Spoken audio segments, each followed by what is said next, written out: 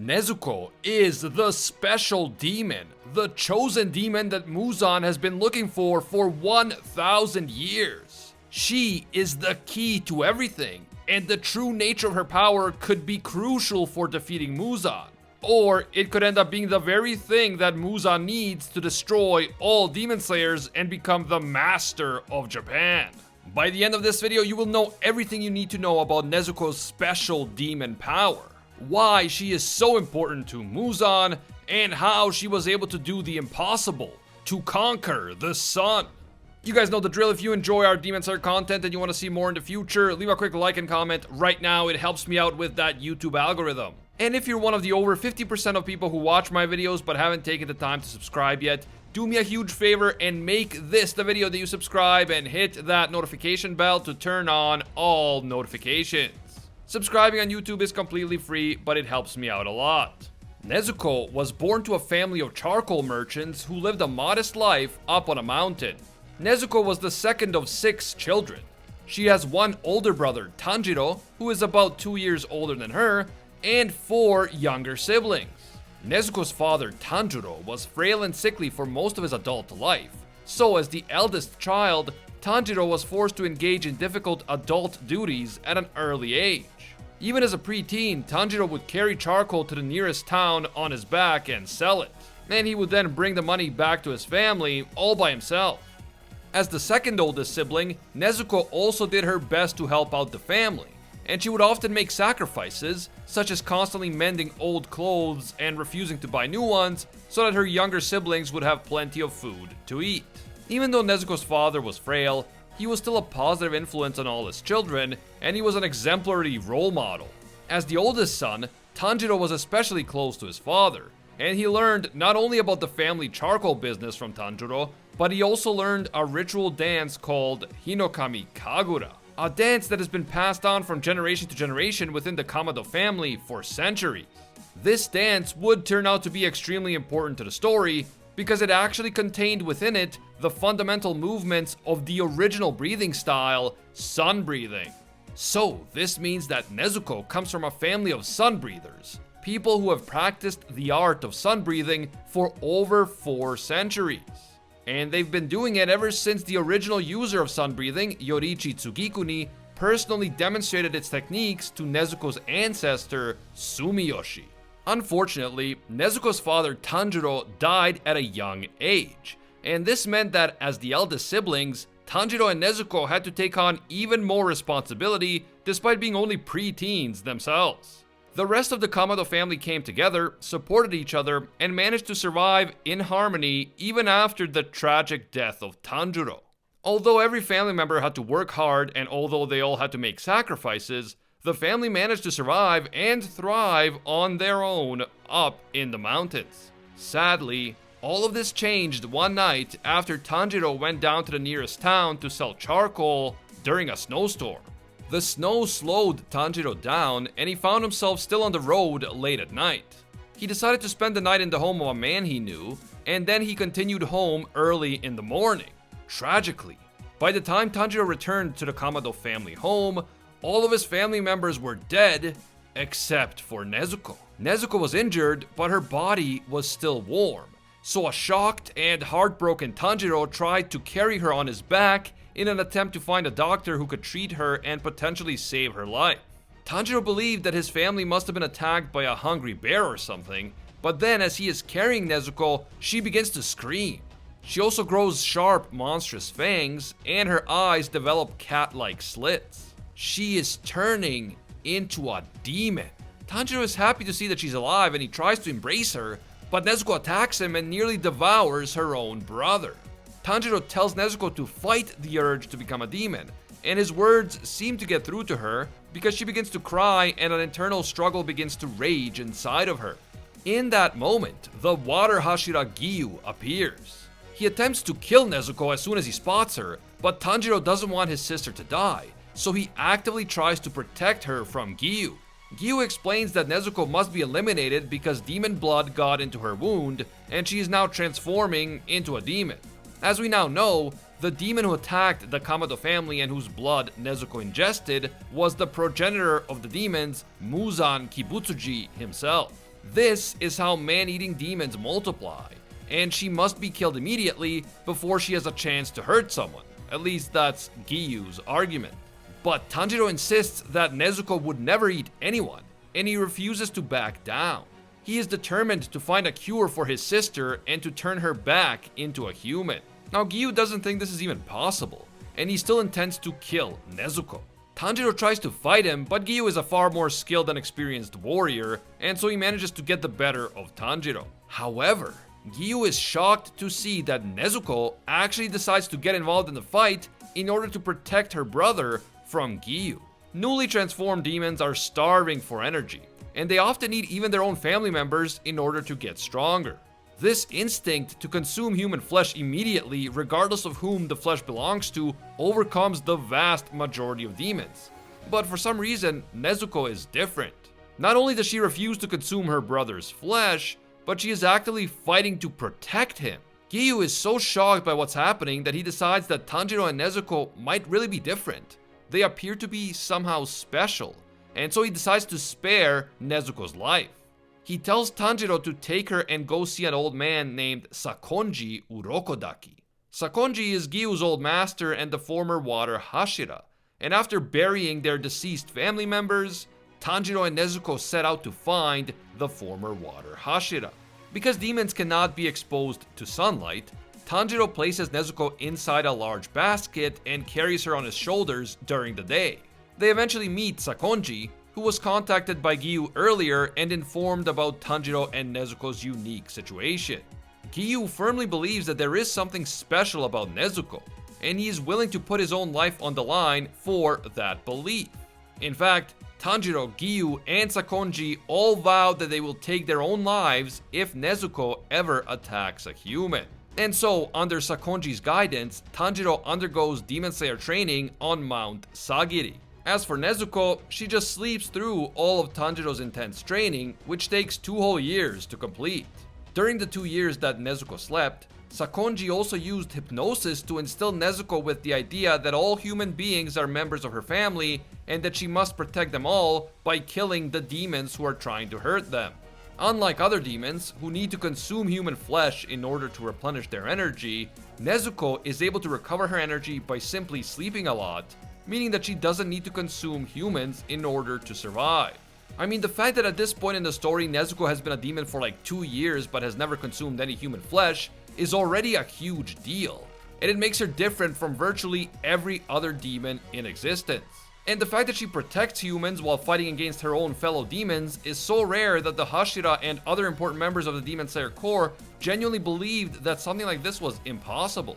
And yet, Nezuko has been defying people's expectations of what a demon is since the very beginning, and she continues to do so throughout the entire series. Nezuko is an extremely special demon, the chosen demon, and up to this point we've only scratched the surface of how special she truly is.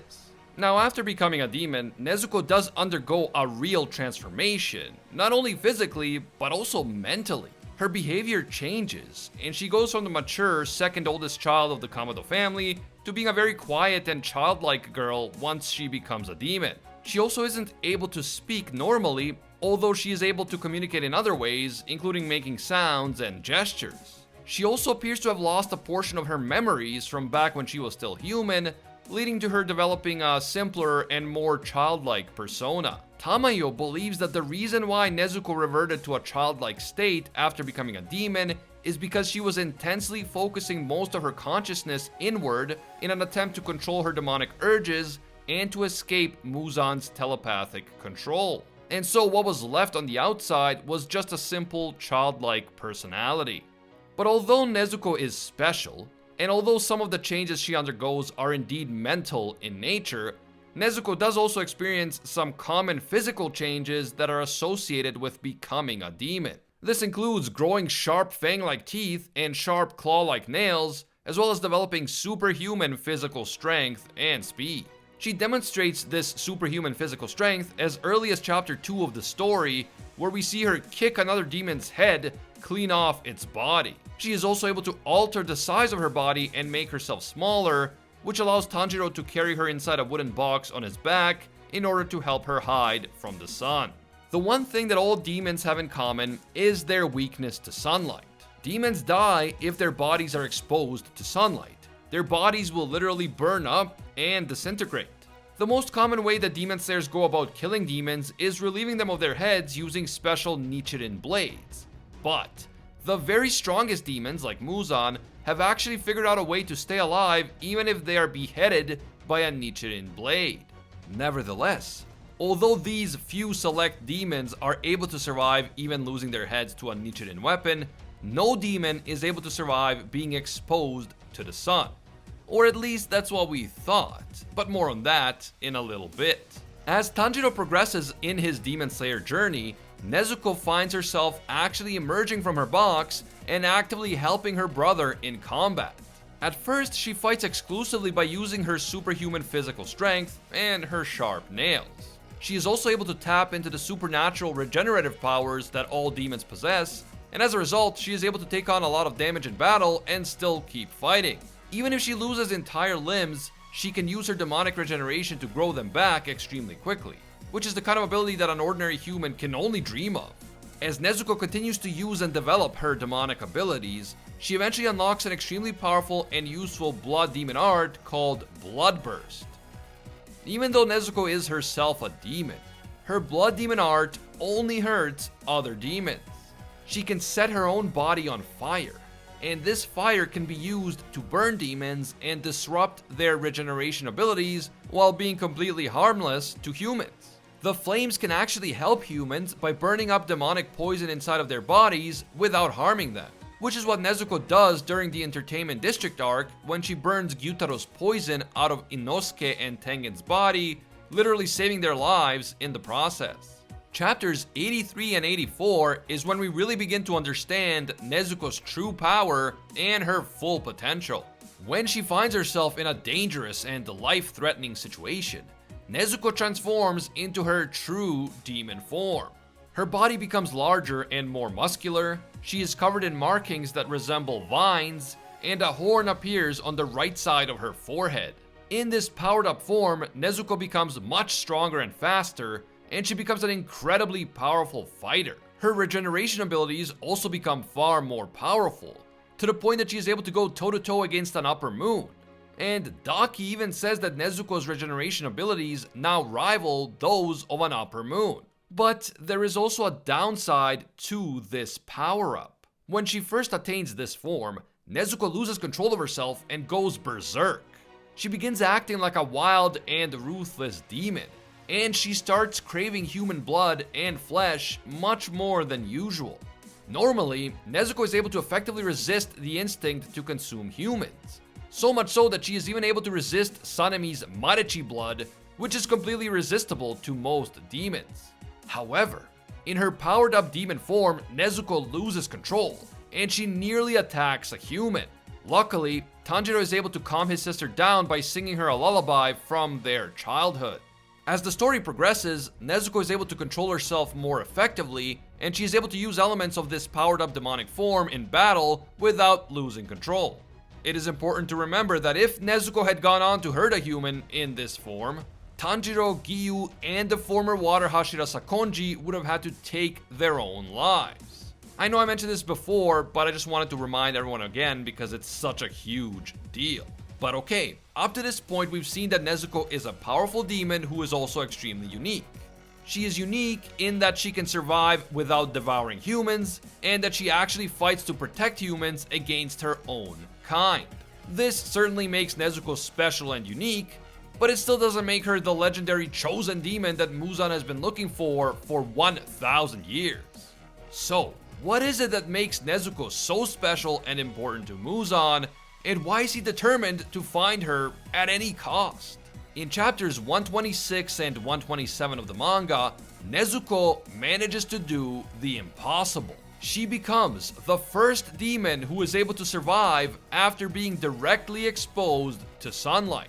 When Tanjiro isn't able to hide her away from the sun in time because he was too busy defeating Upper Moon for Hantengu, the light of dawn makes direct contact with her skin, and at first it begins to scorch her demon body, as expected.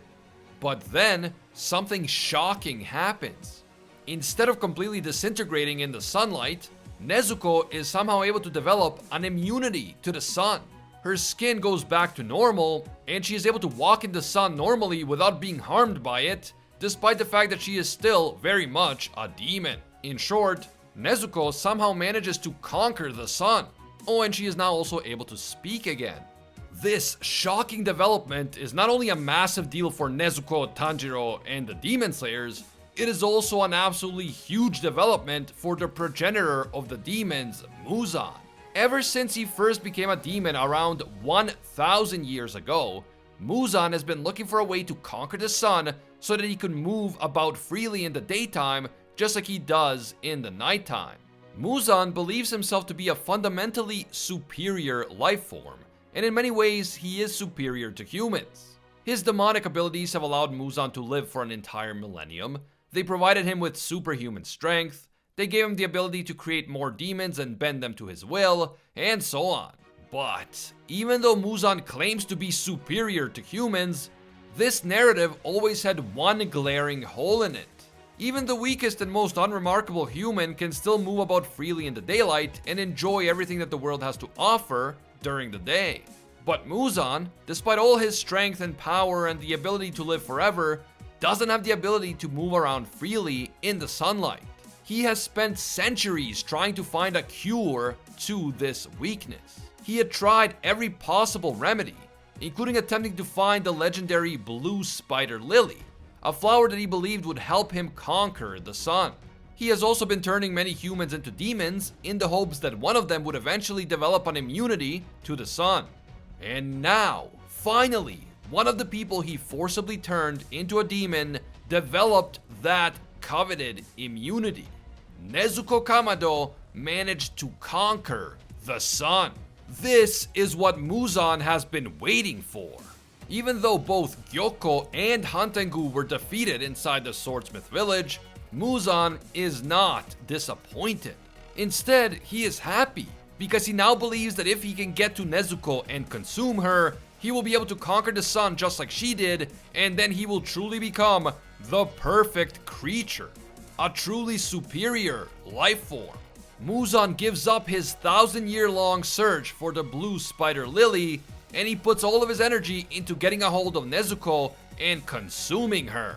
There are multiple theories about why Nezuko in particular turned out to be the chosen demon, the first demon who was able to conquer the sun after 1,000 years. She was of course turned into a demon by Muzan himself, but so were nearly all the other demons in existence today, with the exception of Yushiro and Tamayo's cat, who were turned into demons by Tamayo herself. So, the fact that she was turned into a demon by Muzan using Muzan's own blood doesn't actually make Nezuko special. What does make her special is her incredible willpower and her family's connection to the original Breath of the Sun user, Yoriichi Tsugikuni. Nezuko's ancestor Sumiyoshi was a friend of Yoriichi, and he learned to perform the fundamental forms of sun breathing from Yoriichi himself. He then passed these forms on from generation to generation of his family as a ritual dance called Hinokami Kagura, until that knowledge eventually reached Nezuko's father Tanjiro and her brother Tanjiro. Nezuko herself is not a user of sun breathing, even though she is aware of its existence since she grew up with it within the Kamado household. Perhaps just merely witnessing the forms of sun breathing triggered some sort of special demon resistance power within Nezuko. Or perhaps she is just extremely stubborn, or perhaps she is just built different. Seriously, she may have a unique physical structure that triggered a mutation within Muzan's demon blood. And this mutation led her to develop immunity to sunlight. This may be the same unique feature that made the Kamado family able to perform sun breathing in the first place, even though every other demon slayer except for Yoriichi failed to learn it, and they had to learn derivative styles instead. Maybe there is something special within the Kamado bloodline that makes their family compatible with sun breathing. And that very factor is what triggered the mutation that allowed Demon Nezuko to conquer the sun. There is no 100% clear explanation for this, but it would make sense if sun breathing and conquering the sun were somehow connected. What do you guys think? Why was Nezuko able to conquer the sun? And is there some specific reason that made her the chosen demon? Was it directly related to sun breathing? Definitely let me know what you guys think down in the comments below. If you're looking for an epic Demon Slayer video to watch next, check out my video explaining all 16 breathing styles in Demon Slayer, including of course the original style sun breathing, link in the description and on screen. If you enjoyed this video, be sure to leave a like right now for the YouTube algorithm. And if you are one of the over 50% of people who watch my videos but haven't taken the time to subscribe yet, do me a huge favor and make this the video that you subscribe and hit that notification bell to turn on all notifications.